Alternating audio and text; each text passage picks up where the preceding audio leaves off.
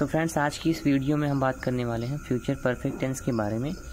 तो वीडियो को अंत तक देखिएगा ताकि आपको फ्यूचर परफेक्ट टेंस बहुत ही अच्छे से समझ में आए। ठीक, चलिए वीडियो को शुरू करते हैं हम। देखिए, सबसे पहले ये समझिए फ्यूचर परफेक्ट टेंस की हिंदी क्या होती है।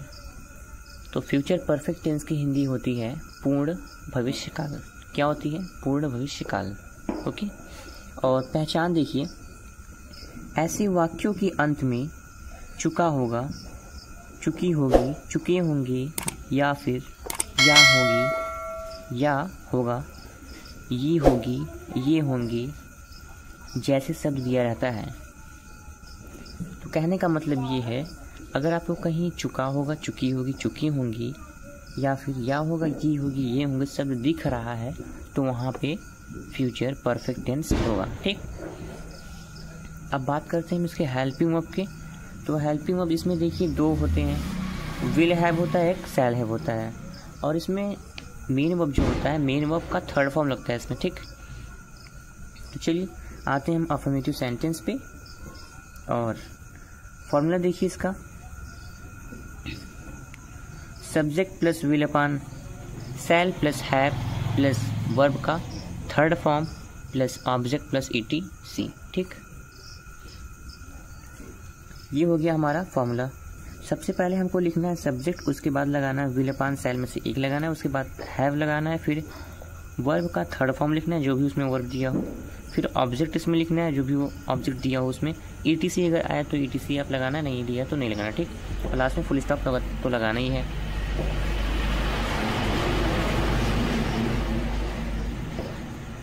तो चलिए देखते हैं हम एग्जाम्पल देखिए, यहाँ पे लिखा हुआ है वह खाना पका चुकी होगी। तो लास्ट में देखिए चुकी होगी, तो चुकी होगी जो शब्द आया है वो मैंने बताया है ना कि ये किस टेंस में आता है। चुकी होगी ये जो शब्द दिया है ये आता है फ्यूचर परफेक्ट टेंस के पहचान में। देखिए, चुका होगा, चुकी होगी, चुके होंगे, तो लास्ट में देखिए चुकी होगी, ये पता चल गया किस टेंस का है। और सेंटेंस देख लीजिए किस सेंटेंस का है, वह खाना पका चुकी होगी। तो देखिए इसमें ना ही कोई निगेटिव शब्द है और ना ही कोई इंट्रोगेटिव शब्द है। कहने का मतलब ये कि ना ही इसमें किसी प्रकार का नकारात्मक शब्द है और ना ही इसमें किसी प्रकार का प्रश्नवाचक शब्द है।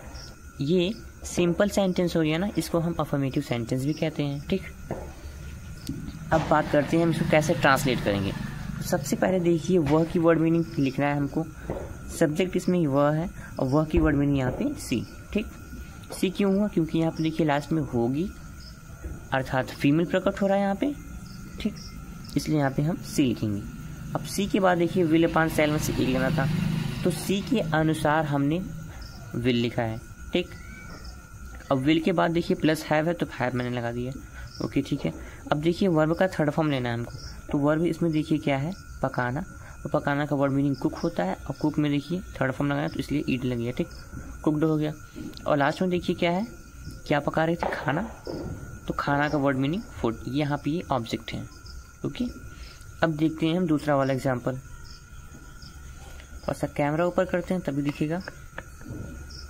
ये है, देखिए राम अभी सो गया होगा, तो लास्ट में देखिए गया होगा, ये मैंने कहा था ना, ये भी मैंने कब बताया था, अगर या होगा, ये होगी, ये होंगे, तो देखिए यहाँ पे या होगा क्या आया है, लास्ट में देखिए या होगा, ये भी पता चलेगा किस टेंस का है। और अफर्मेटिव सेंटेंस है, देखिए इसमें ना कोई निगेटिव वर्ड या फिर कोई इंट्रोगेटिव वर्ड कोई भी नहीं है, तो यहाँ पे ये अफर्मेटिव सेंटेंस हुआ। ठीक, अब बात करते हैं हम इसको कैसे ट्रांसलेट करेंगे। तो सबसे पहले हमको लिखना है सब्जेक्ट इसमें क्या है, राम लिखा है। ठीक है, अब हमको लिखना है विल अपान शैल में से एक, तो यहाँ पे हमने विल लिया। विल क्यों लिया? क्योंकि राम जो है सिंगुलर है इसलिए यहाँ पे विल लगा। और शैल किस लिए यूज होता है पता है आपको? शैल किसके साथ यूज होता है पता है? शैल देखिए यूज होता है आई और वी के साथ। अगर आपको सब्जेक्ट आई और वी दिख रहे हैं तो वहाँ पे ही आपको शैल यूज करना, नहीं तो आप क्या यूज करोगे, विल। तो यहाँ पे देखिए सब्जेक्ट जो है राम है, राम के अनुसार हमने हेल्पिंग ऑफ विल ले लिया है।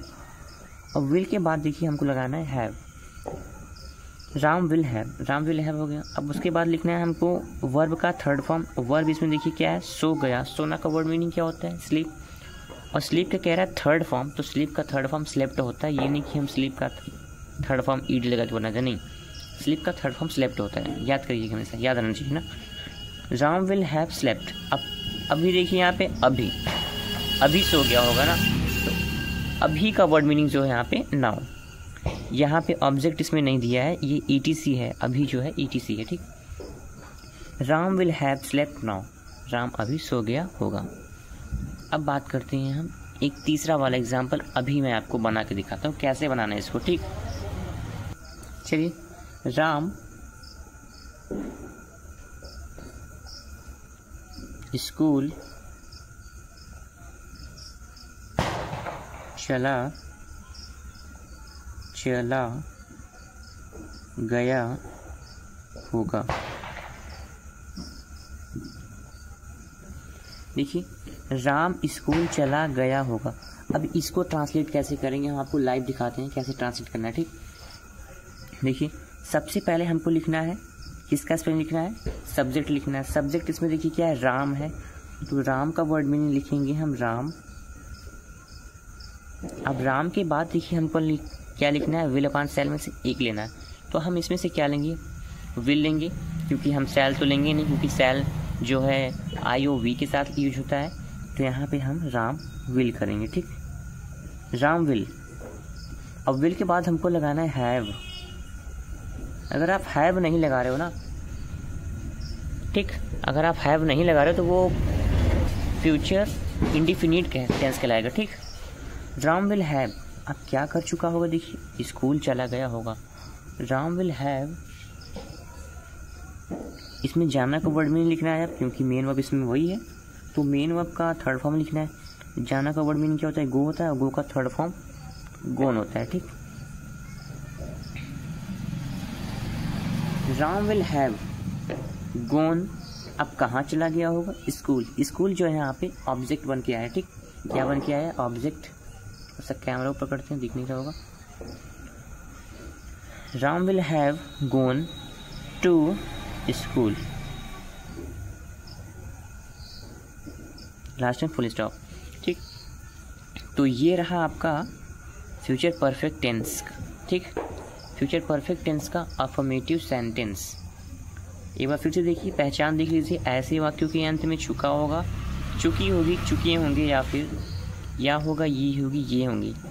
ऐसे शब्द क्या होते हैं, वाक्यों के अंत में लगे रहते हैं, ठीक। और हेल्पिंग वर्ब की बात करें तो इसमें दो ही हेल्पिंग वर्ब होते हैं, फिर विल हैव और शैल हैव। विल हैव तो हमने बता दिया किसी यूज करना है, और शैल हैव भी बता दिए। चलो एक बार फिर से देखते हैं। शैल हैव यूज करना है हमको IOV के साथ, ठीक। IOV के साथ हमेशा शैल यूज होता है। किस टेंस में यूज होता है, फ्यूचर टेंस में यूज होता है, ठीक, फ्यूचर टेंस में यूज होता है, याद रखिएगा हमेशा। और अफर्मेटिव सेंटेंस का फॉर्मूला याद कर लीजिएगा, जी मेन है आपका फॉर्मूला, तो पक्का याद करिए, नहीं तो एग्ज़ाम में अगर आ गया ऐसे सेंटेंस आ जाएंगे तो आप नहीं बना सकते हैं, अगर आपको फॉर्मूला याद ना हो तब। अगर फॉर्मूला याद है आपको तो आसानी से भी कर सकते हैं, चाहे इतना बड़ा वाक्य हो, ठीक। तो अब आपसे मिलते हैं हम नेक्स्ट वीडियो में, तब तक के लिए धन्यवाद।